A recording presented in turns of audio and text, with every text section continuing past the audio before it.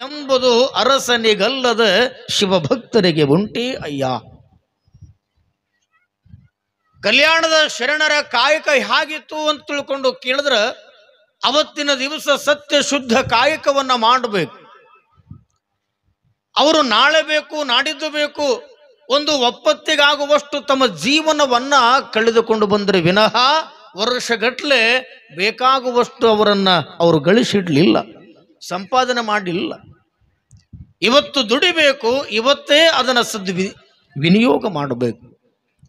ದುಡಿಬೇಕು, ದುಡಿದಿದ್ರೊಳಗೆ ಒಂದಿಷ್ಟು ದಾಸೋಹ ಮಾಡಬೇಕು. ಆ ದಾಸೋಹ ಮಾಡೋದ್ರಿಂದ ಮನ ತೃಪ್ತಿ ಮಾಡಿಕೊಂಡು ತಾವು ಕೂಡ ಒಂದಿಷ್ಟು ಬದುಕಲಿಕ್ಕಾಗಿ ಒಂದೆರಡು ತುತ್ತು ಅನ್ನ ಪ್ರಸಾದವನ್ನು ಉಂಡು ಶರಣ ಕಾಯಕವನ್ನು ಮಾಡಿರ್ತಕ್ಕಂಥ 12ನೆಯ ಶತಮಾನದ ಪುಣ್ಯ ಪರ್ವ ಕಾಲದೊಳಗೆ ಇದಕ್ಕೆ ಲಕ್ಕಮ್ಮ ಅಂತಾಳೆ ಗಂಡನಿಗೆ ಮಾರಯ್ಯನವರಿಗೆ ದಿನನಿತ್ಯಲೂ ಕೂಡ ತರುವಂತ ಆ ಅಕ್ಕಿಯನ್ನ ಇವತ್ತು ಇಷ್ಟು ಬಹಳಷ್ಟು ತಗೊಂಡು ಬಂದಿರಲ್ಲ, ಯಾಕೆ? ಯಾರಿಗೆ ಬೇಕಾಗ್ಯದ?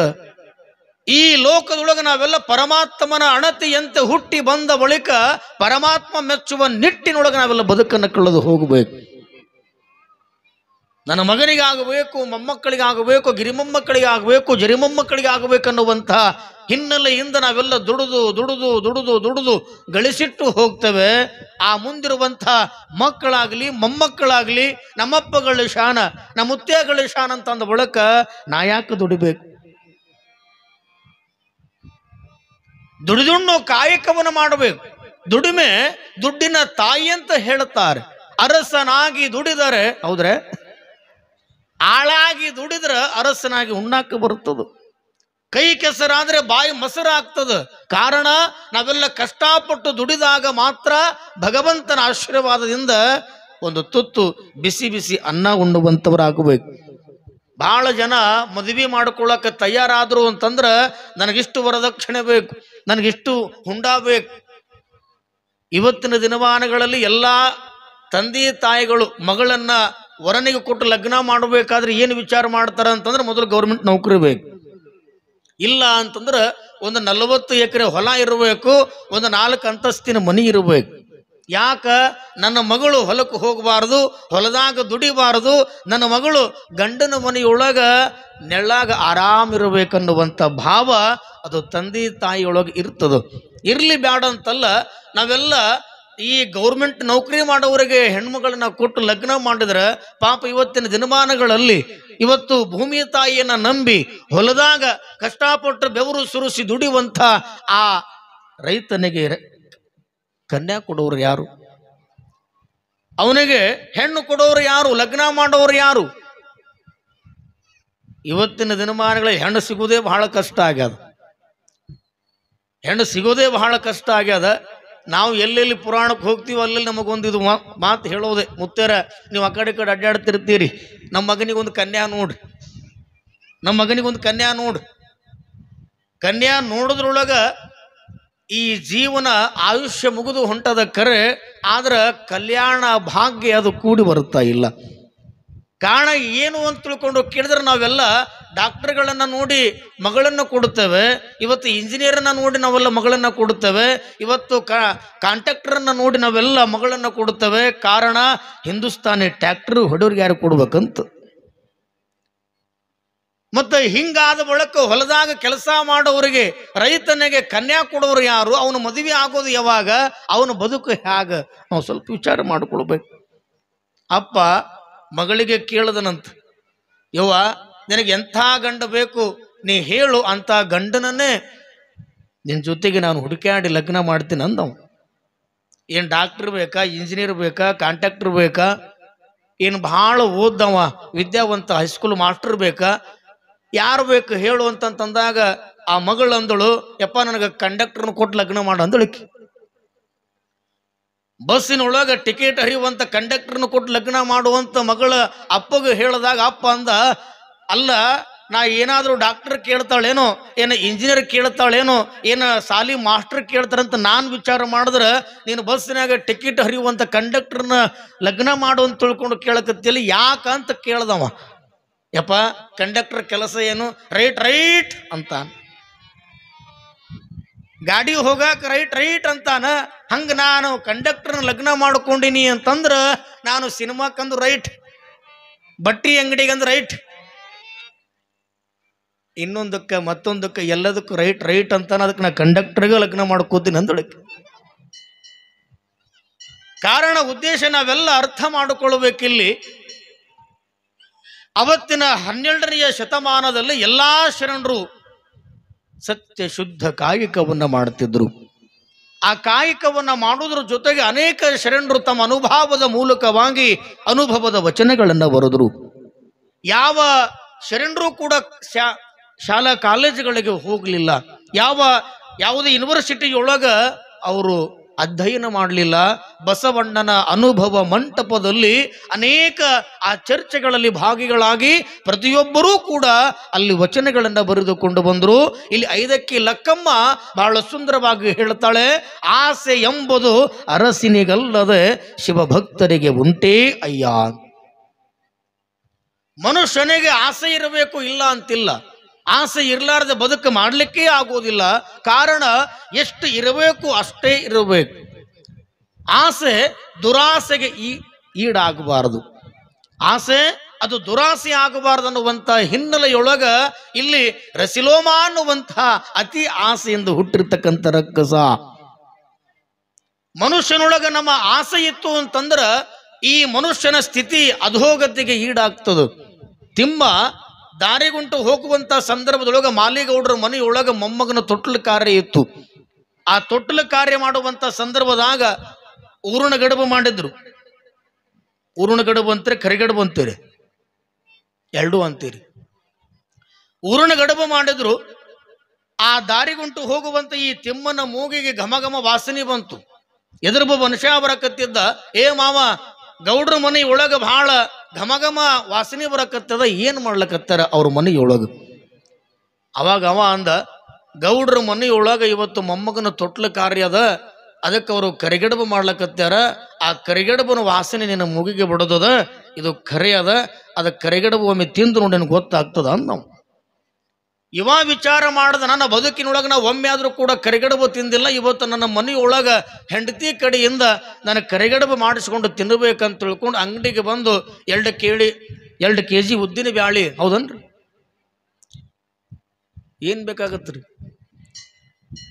2 kg ಕಡ್ಲಿ ಬ್ಯಾಳಿ ತಗೊಂಡ, ಗೋಧಿ ಹಿಟ್ಟು ತಗೊಂಡ, ಮೈದಾ ಹಿಟ್ಟು ತಗೊಂಡ, ಎಣ್ಣೆ ತಗೊಂಡ, ಬೆಲ್ಲ ತಗೊಂಡ, ಅದಕ್ಕೆ ಏನೇನು ಬೇಕು ಎಲ್ಲ ತಗೊಂಡು ಮನೆಗೆ ಸಂತಿ ಮಾಡಿಕೊಂಡು ಬ್ಯಾಂಗ್ ಕೈ ಚೀಲ ತಗೊಂಡು ಬಂದು ಹೆಂಡತಿಗಂತಾನ, ನೋಡು ಈ ಸಂತಿ ತಗೊಂಡು ಅಡಿಗೆ ಮಾಡಂದ, ಕಡುಬು ಮಾಡು. ಎಂಥ ಕಡುಬು ಹೆಂಡತಿ ಗೊತ್ತಿಲ್ಲ, ಯಾವ ಕಡುಬು ಮಾಡ್ಬೇಕನ್ನೋದು ಹೆಂಡತಿಗೆ ಗೊತ್ತಿಲ್ಲ. ಈ ಕಡುಬು ಮಾಡು ಅಂತಂದಾಗ ಅಕ್ಕಿ ಅಂದಳು, ಹ್ಞೂ ಅಂದೊಳಕಿ. ಯಾಕ ಒಲ್ಲ ಅಂದ್ರೆ ಮೂಲೆಂದು ಒಣಕಿ ಕೈಯಾಗ ಬರ್ತದು. ಹೆಂಗ ಬಂದಂಗ ಮಾಡಿದ್ರೆ ಇತ್ತು ಅಂತ ತಿಳ್ಕೊಂಡು ಹೆಣ್ಮಗಳು ಆ ಗಂಡು ಮಾಡ್ಕೊಂಡು ಬಂದಿರತಕ್ಕಂಥ ಸಂತಿ ಆ ಎಲ್ಲ ಸಾಮಾನು ತಗೊಂಡು ಅಡುಗೆ ಮನೆಯಾಗ ತಗೊಂಡು ಹೋದಳು. ಹೋಗಿ ಕಡುಬು ಮಾಡಕ್ಕೆ ತಯಾರು ಮಾಡಕತ್ತಾಳ. ಇವ ವಿಚಾರ ಮಾಡ್ದ, ಬಹುಶಃ ನನ್ನ ಜೀವನದಾಗ ಇವತ್ತೇ ಒಂದು ಸಲ ಕಡುಬು ತಿನ್ನಕತ್ತೀನಿ. ಈ ಕಡುಬು ತಿನ್ನುವಂಥ ಸಂದರ್ಭದಾಗ ಯಾರಾದರೂ ಬಂದ್ರು ಅಂದ್ರೆ ಮತ್ತೆ ಅವ್ರಿಗೆ ಕೊಡೋದು ಬರುತ್ತದೆ, ಬೇಡ, ಬಾಗಿಲ ಮುಚ್ಚಬೇಕಂತ ಮುಚ್ಚುದ ಬಾಗಿಲ. ನನ್ನ ಮೂಗಿಗೆ ವಾಸನೆ ಬಂದಂಗ ಇನ್ನೊಬ್ಬರ ಮೂಗಿಗೆ ವಾಸನೆ ಹೋಗಿತ್ತು ಅಂತ ತಿಳ್ಕೊಂಡು ಕಿಟಕಿ ಮುಚ್ಚದ, ಲೈಟ್ ತೆಗದ, ಕಿಟಕಿ ಮುಚ್ಚಾನ, ಬಾಗಿಲ ಮುಚ್ಚಾನ, ಲೈಟ್ ತೆಗದಾನ, ಅಡಿಗೆ ಮನ್ಯಾಗ ಬಂದು ಹೆಣ್ತಿ ಕೇಳದ, ಆಗ್ಯದ ನಂದು, ಹ್ಞೂ ಆಗ್ಯದ ಬರ್ರಿ ಅಂದಳಕಿ. ಯಾವಾಗ ಈಕಿ ಬ್ಯಾಳೆ ಕುದಿಸಿ ಆಳ ಊರಿನರು ಬ್ಯಾಳ ಯಾವಾಗ ಕಡುಬು ಮಾಡ್ಯಾಳ ಗೊತ್ತಿಲ್ಲ. ಆಗ್ಯದ ಬರ್ರಿ ಅಂತ ಕೂಡಲೇ ಒಂದು ತಾಟ್ ಹಚ್ಚಿ ತಂಬಿಗೆ ತುಂಬಿಟ್ಟಳು. ಒಂದು ಕಡುಬ ಗಂಡನ ತಾಟಿಗೆ ನೀಡ್ಯಾಳ. ಅದ ಕತ್ತಲ್ದಾಗ ಕೈಯಾಡಿಸಿ ನೋಡಿದ ತಾಟಿನ್ಯಾಗ ಒಂದೇ ಒಂದು ಕಡುಬು ಇತ್ತು. ಏಸು ಮಾಡಿದೆ ಅಂದವ ಗಂಡ, ನಾ 3 ಮಾಡೀನ್ರಿ ಅಂದಳಕಿ. 2 kg ಸಂತಿ ಒಳಗ 3 ಕಡುಬು ಮಾಡ್ಯಾಳ. ಆ ಕಡುಬು ಎಂತಿಂತವಾಗಿದ್ದು ಅಂದ್ರೆ ಬಿಜಾಪುರ ಗೋಲ್ ಗುಮ್ಮಟ ಅಂತವಾಗಿದ್ದು, ಇಂತಿಂತವು ಒಂದೇ ಒಂದು ಕಡುಬ. ಅವಾಗ ಅವ ಗಂಡ ಅಂದ, 3 ಕಡುಬು ಮಾಡಿದೆ ಅಂತಂದ ಬಳಕ ನನಗೆ 2 ನೀಡ ಅಂದವ. ಬೆರಕೀರಂದ. ಮನ್ಯಾಗ ಕುಂತು ಕಷ್ಟಪಟ್ಟು ಮಾಡ್ದಕ್ಕೆ ನಾನ್ರಿ ನನಗೆ 2, ನೀ ತಂದವ್ ನನಗೆ 1 ಅಂದಳಿಕೆ ಹೆಂಡತಿ.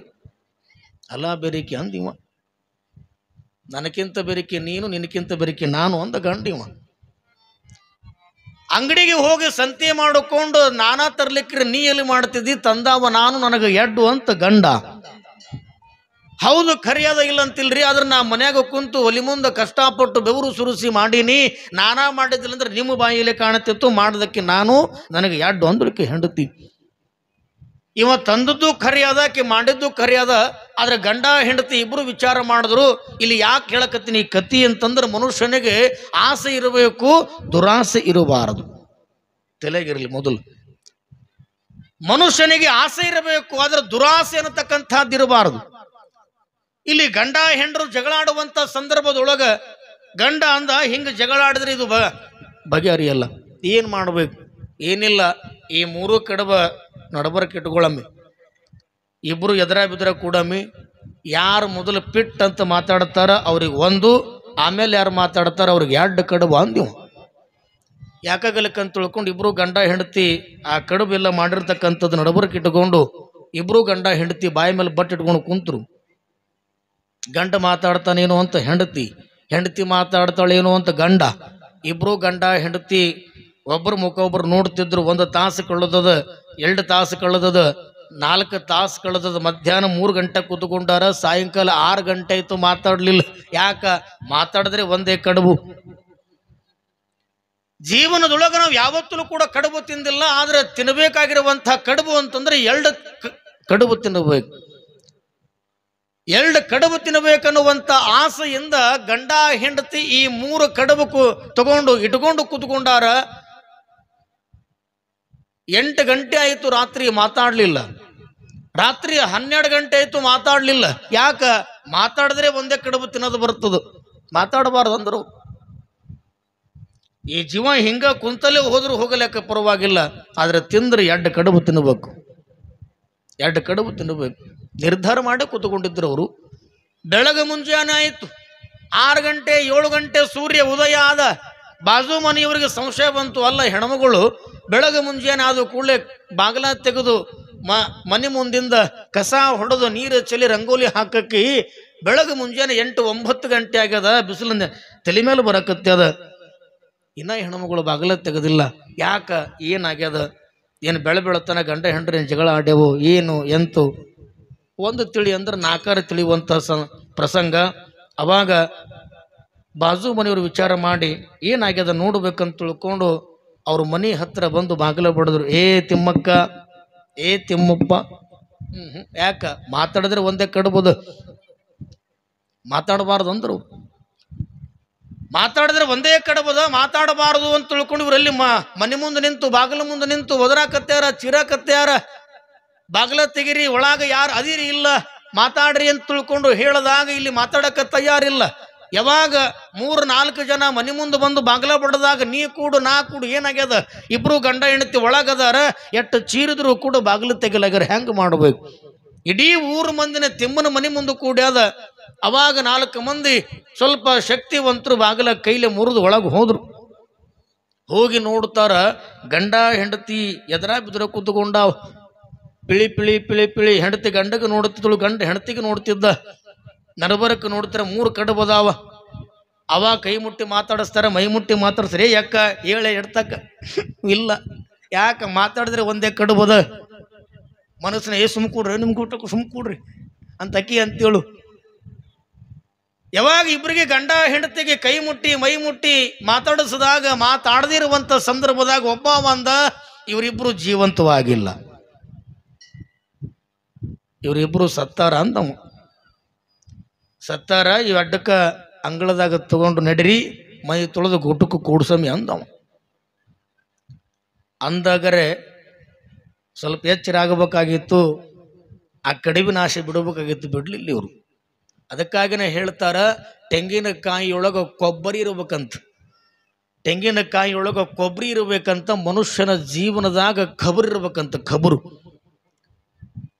ಆ ಅರಿವು ಪರಿಜ್ಞಾನ ಇಲ್ಲದೆ ಕಡಿವಿನ ಮ್ಯಾಲ ಆಸೆ ಇಟ್ಟುಕೊಂಡು ಕುತ್ಕೊಂಡಿರ್ತಕ್ಕಂಥ ಗಂಡ ಹೆಂಡರಗಳಿಗೆ ಇಲ್ಲಿ ಅಂಗಳದಾಗ ತಗೊಂಡು ಬಂದಾರ, ಮೈ ತೊಳೆದಾರ, ಹೊಸ ಬಟ್ಟೆ ಉಡಿಸ್ಯಾರ, ಗೂಟಕ್ಕೆ ಬಿಡದಾರ. ಮಾತಾಡಲಿಲ್ಲ. ಅವ್ರ ಲಕ್ಷ್ಯ ಎಲ್ಲಿತ್ತು ಅಂತಂದ್ರೆ ಕಡಿವಿನ ಮ್ಯಾಲಿತ್ತು. ಹೋಗೋರಿಗೆ ಬರೋರಿಗೆ ಎಲ್ಲ ವಿಚಾರ ಮಾಡಿದ್ರು. ಎಲ್ಲ ಕಡೆ ಫೋನ್ ಹಚ್ಚಿರಪ್ಪ ಅಂತ ತಿಳ್ಕೊಂಡಂತಂದಾಗ ಎಲ್ಲ ಜನ ಬಂದಿದ್ರು. ಈ ಕಡೆಲ್ಲ ಹಲಿಗಿ ಭಾಜಾ ಭಜಂತ್ರಿ ಅಳೋದು ಕರೆಯೋದು ಎಲ್ಲ ನಡೀತು, ಕರೆ ಇಲ್ಲ ಅಂತಿಲ್ಲ. ಆದ್ರೆ ಅವ್ರದ್ದು ಲಕ್ಷ್ಯ ಕಡಿಮಿನ ಮೇಲದ. ಇನ್ನೇನು ಸಮಯ ಮಧ್ಯಾಹ್ನ 3-4 ಗಂಟೆ ಆಗ್ಲಿಕ್ಕೆ ಬರ್ತಿತ್ತು. ಅವಾಗ ಊರಾಗೆಲ್ಲ ಹಿರಿಯರಂದ್ರು ಮಳೆ ಮಾಡಿ ದಿನ ಅದ, ಬಂದವ್ರಿಗೆ ಮತ್ತೆ ಒಳಗೆ ಹೋಗಕ್ಕೆ ಅನುಕೂಲ ಆಗಬೇಕು, ಯಾತ್ರಿ ಅಂದ್ರು. ಯಾತ್ರಿ ಅಂದಾಗರೆ ಮಾತಾಡಬೇಕಾಗಿತ್ತು, ಮಾತಾಡ್ಲಿಲ್ಲ. ಅಷ್ಟಾದ್ರೂ ಕೂಡ ಹೆಂಡತಿ ಗಂಡನ ಮುಖ ನೋಡ್ತಿದ್ಳು, ಗಂಡ ಹೆಂಡತಿ ಮುಖ ನೋಡ್ತಿದ್ದ. ಯಾಕ ಮಾತಾಡ್ತಾಳೇನೋ ಅಂತ ಗಂಡ, ಮಾತಾಡ್ತಾನೇನೋ ಅಂತ ಹೆಂಡತಿ. ಇಬ್ಬರಿಗೆ ಎತ್ಕೊಂಡು ಬಂದು ಚಟ್ಟದಾಗ ಕೂಡಿಸಿದ್ರು. ಆ ಚಟ್ಟದಾಗ ಕೂಡಿಸಿ ಹೊತ್ಕೊಂಡು ಹೊಂಟ್ರು ಸ್ಮಶಾನ ಕಡೆಗೆ. ಮಾತಾಡ್ಲಿಲ್ಲ. ಸ್ಮಶಾನಕ್ಕೆ ತಗೊಂಡು ಬಂದು ಕುಣ್ಯಾಗಿಟ್ಟಾರ, ಮಾತಾಡ್ಲಿಲ್ಲ. ಮಂಗಳಾರತಿ ಮಾಡಿದ್ರು, ಪತ್ರಿ ಒಗದ್ರು, ಎಲ್ಲ ಜನ ವಿಚಾರ ಮಾಡಿದ್ರು. ಅಲ್ಲಿಂದ ಇಲ್ಲಿ ತನಕ ಬಂದೀವಿ, ಹಂಗೆ ಹಂಗೆ ಹೋಗೋದದ, ಒಂದೊಂದು ಬಗಸಿ ಮಣ್ಣು ಹಾಕಿ ಹೋಗ್ಬೇಕು. ಒಬ್ಬ ಹೆಣ್ಮಗಳು ಕೈಯಾಗ ಬಗ್ಸಾಗ ಮಣ್ಣು ತಗೊಂಡಾಳ, ಹಂಗೆ ಹಂಗೆ ಹೋಗೋದದ, ಒಂದು ಬಗ್ಸಿ ಮಣ್ಣು ಹಾಕಿ ಹೋಗ್ಬೇಕಂತ ಸುಮ್ಮನೆ ಹಾಕಿ ಹೋದ್ರೆ ನಡೀತಿರ್ತದ. ಇಲ್ಲ, ಈಕೆ ಏನು ಮಾಡಿದ್ರು, ಇವೇನು ಸತ್ತಾವ, ಎಲ್ಲಿ ಹಾಕಿದ್ರು ಅಷ್ಟೇ ಅದ ಅಂತ ತಿಳ್ಕೊಂಡು ಒಂದು ಬಗ್ಸಿ ಮಣ್ಣು ತಗೊಂಡು ಹಿಂಗೆ ಹೆಂಡತಿ ಕುಣ್ಯಾಗ ಹೆಂಡತಿಗೆ ಕೂಡಿಸಿದ್ರಲ್ಲ, ಆ ಹೆಂಡತಿಗೆ ಆ ಹೆಣ್ಮಗಳ ಮಾರಿಗೆ ಹಿಂಗೆ ಉಜ್ಜಿ ಬಿಟ್ಟೊಳಗೆ. ಯಾವಾಗದು ಮಣ್ಣು ಹಿಂಗೆ ಮುಖಕ್ಕೆ ಉಗ್ಗಿ ಬಿಟ್ಟು ಕೂಡಲೇ ಆ ಮಣ್ಣ ಮೂಗಿನಾಗ ಇನ್ನೂ ಉಸಿರಾಡ್ತಿದ್ದಳಿಕಿ. ಆ ಉಸಿರಾಡುವಂಥ ಸಂದರ್ಭದಾಗ ಯಾವಾಗ ಮಣ್ಣು ಮೂಗಿನಾಗ ಅಂದಳಿಕಿ. ಅಂದ್ಕೊಳ್ಳಿ, ನನಗೆ ಅಡ್ಡ ಅಂತೀವ. ಯಾರು? ಗಂಡ. ನನಗೂ ಎಡ್ಡ ಅಂತಿಕ್ಕಿ. ಹೇಳ್ತೀನಿ ಮಗ, ಇವು ಎಡ್ಡು ಸತ್ತಿಲ್ಲ, ಸತ್ತು ದೆವ್ವಾಗ್ಯವ ಅಂತ ತಿಳ್ಕೊಂಡು ನಾವೋಡ ನೀವೂಡ, ನಾವೂಡ ನೀವೂಡ, ಇಬ್ರು ಗಂಡ ಹೆಂಡತಿ ನನಗೆಡ್ಡು ನನಗೆಡ್ಡು ನನಗೆಡ್ಡು ನನಗೆಡ್ಡು ಅಂತ ತಿಳ್ಕೊಂಡು ಮನೆಗೆ ಬಂದು ನೋಡುದ್ರ ಒಳಗಾಗಿ 3 ಕಡವ ನಾಯಿ ತಿಂದು ಹೋಗಿದ್ದು ಅಂತ. ಒಂದು ಇರಲಿಲ್ಲ ಅಲ್ಲಿ, ಒಂದು ಕಡವೂ ಇರಲಿಲ್ಲ. ಹೇಳುವ ತಾತ್ಪರ್ಯ ಏನು ಅಂತ ತಿಳ್ಕೊಂಡು ಕೇಳಿದ್ರೆ, ಮನುಷ್ಯನಿಗೆ ಆಸೆ ಅನ್ನತಕ್ಕಂಥದ್ದು ಇರಬೇಕು, ಕಾರಣ ದುರಾಸೆ ಎನ್ನುವಂಥದ್ದಿರಬಾರದು. ಅದಕ್ಕಾಗಿ ಇಲ್ಲಿ 5ಕ್ಕೆ ಲಕ್ಕಮ್ಮ ಹೇಳ್ತಾಳೆ, ಆಸೆ ಎಂಬುದು ಅರಸನಿಗಲ್ಲದೆ ಶಿವಭಕ್ತರಿಗೆ ಉಂಟೇ ಅಯ್ಯ. ಬಸವಣ್ಣನವರ ಮನೆ ಮುಂದೆ ಹೇರಳವಾಗಿ ಅಕ್ಕಿಯನ್ನು ಬಿದ್ದಿರ್ತಕ್ಕಂಥ ಸಂದರ್ಭದೊಳಗ ಮಾರಯ್ಯನವರು ಆ ಎಲ್ಲ ಅಕ್ಕಿಗಳನ್ನು ಬೆಳೆದುಕೊಂಡು ಆ ಎಲ್ಲ ಅಕ್ಕಿಗಳನ್ನು ಎತ್ತಿಕೊಂಡು ಬಂದಿರುವಂಥ ಸಂದರ್ಭದಾಗ ನಮಗೆ ಬ್ಯಾಂಡ ಅಂದಳಕ್ಕಿ ಹೆಂಡತಿ. ಮನೆಯೊಳಗಿರುವಂಥ 5ಕ್ಕೆ ಲಕ್ಕಮ್ಮ, ಈ ಸಕ್ಕಿ ಆಸೆ ನಮಗೆ ಕಯ್ಯ, ನಮಗೆ ಎಷ್ಟು ಬೇಕಾಗ್ಯದ ಅಷ್ಟನ್ನ ಮಾತ್ರ ಇಟ್ಟುಕೊಂಡು ಇದ ಅನ್ನ ಪ್ರಸಾದದೊಳಗೆ ದಾಸೋಹವನ್ನ ಮಾಡೋಣ. ಇವತ್ತು 4 ಜನರಿಗೆ ಅವರಿಗೆ ಆ ಪ್ರಸಾದವನ್ನ ಮಾಡಿಸೋಣ. ಪ್ರಸಾದವನ್ನ ಮಾಡಿಸಿ ಉಳಿದ್ರೆ 1-2-3 ತುತ್ತುಗಳನ್ನು ಉಂಡು ನಾವು ಕೂಡ ಆರಾಮವಾಗಿ ವಿಶ್ರಾಂತಿಯನ್ನು ಮಾಡಿ ಈ ಬದುಕನ್ನು ಕಳೆಯೋಣ ಅನ್ನುವಂಥ ಭಾವ ಅವತ್ತಿನ ದಿನಮಾನದ ಎಲ್ಲ ಕಲ್ಯಾಣದ ಶರಣರಲ್ಲಿ ಆ ಕಾಯಕ, ಆ ದಾಸೋಹದ ಪ್ರಜ್ಞೆ ಅವರಲ್ಲಿ ಶಾಶ್ವತವಾಗಿತ್ತು ಅನ್ನುವಂಥದ್ದನ್ನು ನಾವೆಲ್ಲ ಕೇಳ್ತೇವೆ. ಅಂಥ ಯಾವ ಇಲ್ಲಿ ಆಸೆ ಅನ್ನತಕ್ಕಂಥ ಅತಿ ಆಸೆಯಿಂದ ಕೂಡಿದ ರಕ್ಕಸನೇ ಇಲ್ಲಿ ರಸಿಲೋಮ ಅನ್ನತಕ್ಕಂಥವನು. ಅಂತ ರಸಿಲೋಮನನ್ನ ತಾಯಿ ಜಗನ್ಮಾತೆ ಹೇಗೆ ಸಂಹಾರ ಮಾಡುತ್ತಾಳೆ, ಅಂತ ರಕ್ಕಸನ ಜೊತೆ ಆ ತಾಯಿಯ ಯುದ್ಧ ಹೇಗೆ ನಡೀತದೆ ಅನ್ನತಕ್ಕಂಥದ್ದನ್ನು ನಾವು ನೀವೆಲ್ಲ ಒಂದು ಗೀತೆಯನ್ನು ಕೇಳುವುದರ ಮೂಲಕ ಕಾರ್ಯಕ್ರಮದಲ್ಲಿ ಭಾಗಿಗಳಾಗೋಣ. ತುಂಬಿದ ಮನೆಯನ್ನು ಒಡೆಯದ ಹೆಣ್ಣು ಲಕ್ಷ್ಮಿಯಾಗಬೇಕು, ನಂಬಿಕೆಯಿಂದ ಗಂಡನ ಪಾದ ಪೂಜೆ ಮಾಡಬೇಕು. ತುಂಬಿದ ಮನೆಯನ್ನು ಒಡೆಯದ ಹೆಣ್ಣು ಲಕ್ಷ್ಮಿಯಾಗಬೇಕು, ತುಂಬಿದ ಮನೆಯನ್ನು ಒಡೆಯದ ಹೆಣ್ಣು ಲಕ್ಷ್ಮಿಯಾಗಬೇಕು. ನಂಬಿಕೆಯಿಂದ ಗಂಡನ ಪಾದ ಪೂಜೆ ಮಾಡಬೇಕು, ನಂಬಿಕೆಯಿಂದ ಗಂಡನ ಪಾದ ಪೂಜೆ ಮಾಡಬೇಕು. ಜಂಬವ ಬಿಟ್ಟು ಗುರು ಹಿರಿಯರಲ್ಲಿ ಪ್ರೀತಿಲೇ ಇರಬೇಕು. ಹಂಬಲದಿ ನಿನ್ನ ಅತ್ತೆ ಮಾವರ, ಹಂಬಲದಿ ನಿನ್ನ ಅತ್ತೆ ಮಾವರ ಸೇವೆ ಮಾಡಬೇಕು, ಸೇವೆ ಮಾಡಬೇಕು. ತುಂಬಿದ ಮನೆಯನ್ನು ಒಡೆಯದ ಹೆಣ್ಣು ಲಕ್ಷ್ಮಿಯಾಗಬೇಕು, ನಂಬಿಕೆಯಿಂದ ಗಂಡನ ಪಾದ ಪೂಜೆ ಮಾಡಬೇಕು. ಶಿವಸಂಭುಜಯ ನಮಃ. ಪಾರ್ವತೀಪತೆ ಶಿವಹರ ಮಹಾದೇವ. ಜೋರಾಗಿ ತಬಲ ಚಪ್ಪಾಳಿನ ತಟ್ಟಿ ಆ ಕಲಾವಿದರನ್ನ ಅಭಿನಂದಿಸಬೇಕು. ನಿಮ್ಮ ಸಲುವಾಗಿ ಹಾಡಿದ್ದಾರೆ. ಎಷ್ಟು ಚೆನ್ನಾಗಿದೆ ಆ ಪದ್ಯ ಅಂತ ತಿಳ್ಕೊಂಡು ಕೇಳಿದ್ರೆ, ತುಂಬಿದ ಮನೆಯನ್ನು ಒಡೆಯದೆ ಮಹಾಲಕ್ಷ್ಮಿಯಾಗಿ ಆ ಮನೆಯನ್ನು ನೀನು ಬೆಳಗಬೇಕು. ನಂಬಿಕೆಯಿಂದ ಗಂಡನ ಪಾದ ಪೂಜೆಯನ್ನು ಮಾಡಬೇಕು. ನಮ್ಮ ಭಾರತೀಯ ಭವ್ಯ ಪರಂಪರೆಯಲ್ಲಿ ಹೆಣ್ಣಿಗೆ ಮುತ್ತೈದೆತನ ಇರೋ ತನಕ ಮಾತ್ರ ಆ ಹೆಣ್ಣಿಗೆ ಬೆಲೆ ಅದೆ.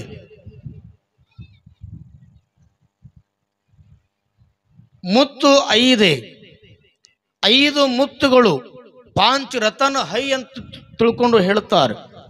ಎಂಥ ಮುತ್ತು ರತ್ನಗಳು ಅಂತ ತಿಳ್ಕೊಂಡು ಕೇಳಿದ್ರೆ, ಬೆಲೆ ಬಾಳುವಂಥ ಮುತ್ತಿನಕ್ಕಿಂತಲೂ ಬಹಳ ದೊಡ್ಡದಾಗಿರ್ತಕ್ಕಂಥ ಮುತ್ತುಗಳು ಯಾವುವು ಅಂತ ತಿಳ್ಕೊಂಡು ಕೇಳಿದ್ರೆ, ಹಣೆ ಮೇಲೆ ಇಟ್ಟುಕೊಳ್ಳುವಂಥ ಕುಂಕುಮ, ಕೊರಳಲ್ಲಿ ಧರಿಸುವಂಥ ಆ ಮಾಂಗಲ್ಯ, ಕಾಲಲ್ಲಿ ಹಾಕಿಕೊಳ್ಳುವಂಥ ಕಾಲುಂಗರ, ಕೈಯಲ್ಲಿ ಧರಿಸಿಕೊಳ್ಳುವಂಥ ಹಸಿರು ಬಳೆಗಳು, ಇವೆಲ್ಲವೂ ಕೂಡ ಮುತ್ತೈದೆಗೆ ಮುತ್ತು ರತ್ನಗಳು ಇದ್ದ ಹಾಗೆ. ಯಾವಾಗ ಈ ಎಲ್ಲದರ ಭಾಗ್ಯವನ್ನು ನಾವೆಲ್ಲ ಕಳ್ಕೊಂಡಿವಿ ಅಂತಂದ್ರೆ ಹೆಣ್ಣಿಗೆ ಬೆಲೆ ಸ್ವಲ್ಪ ಕಡಿಮೆ ಆಗ್ತದೆ. ಗಂಡನ ಬದುಕು ಎಲ್ಲಿ ತನಕ ಆನಂದವಾಗಿರ್ತದೆ, ನಾವೆಲ್ಲರೂ ಕೂಡ ಗಂಡನ ಜೊತೆಗೆ ಅಲ್ಲಿ ತನಕ ಮುತ್ತೈದೆಯಾಗಿ ಹೆಣ್ಣು ಬಾಳಲಿಕ್ಕೆ ಸಾಧ್ಯ. ಅದಕ್ಕಾಗಿ ಅವರು ಹೇಳ್ತಾರೆ, ಇರೋ ತನಕ ನಾವೆಲ್ಲ ಅತ್ಯಂತ ನಂಬಿಕೆಯಿಂದ ಪತಿಯೇ ದೇವರು ಅನ್ನುವಂಥ ಸದ್ಭಾವದೊಂದಿಗೆ ನಾವೆಲ್ಲರೂ ಕೂಡ ಗಂಡನ ಪಾದ ಪೂಜೆಯನ್ನು ಮಾಡಬೇಕಂತ. ದಿನನಿತ್ಯಲೂ ಕೂಡ 2 ಸಾರಿ, ಒಂದೇ ಸಲ ಅಲ್ಲ, ಮುಂಜಾನೆ ಒಂದು ಹೊತ್ತು, ಸಾಯಂಕಾಲ ಒಂದು ಹೊತ್ತು ಗಂಡನ ಪಾದ ಪೂಜೆಯನ್ನು ಮಾಡಿ ಆ ಪಾದೋದಕವನ್ನು ನೀವು ಸ್ವೀಕಾರ ಮಾಡಬೇಕಂತ. ಎಷ್ಟು ಜನ ಪಾದದ ನೀರು ಕುಡಿದ್ರೆ ಹೇಳ್ರಿ ನೋಡೋಣ.